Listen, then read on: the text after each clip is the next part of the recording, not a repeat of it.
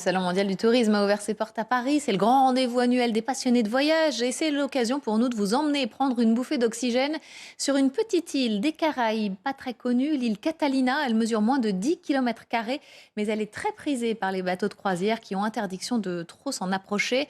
L'objectif, c'est de garder la plage immaculée et de protéger son écosystème. C'est notre gros plan du jour. Le reportage sur place d'Anaïs Girard. On ne peut l'atteindre que par des petites embarcations. Direction la République dominicaine, sur l'île Catalina, où le mouvement des vagues est un appel à la détente. On se laisse aller, c'est le mot.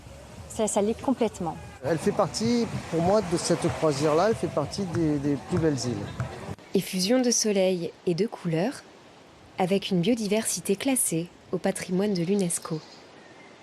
L'île Catalina est l'une des plus belles des Caraïbes, mais aussi l'une des moins visitées. C'est une volonté des autorités de mettre en avant justement cette belle nature et de la préserver et de la conserver.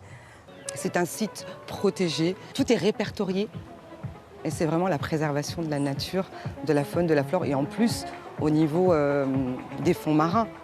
Les fonds marins sont un véritable musée sous la mer. Les nageurs peuvent admirer des milliers de poissons colorés et exotiques, en plus de son immense barrière de corail. D'abord connue des aborigènes, l'île Catalina a été renommée par Christophe Colomb en 1494. Aujourd'hui, elle n'est plus habitée, sauf par son incomparable écosystème.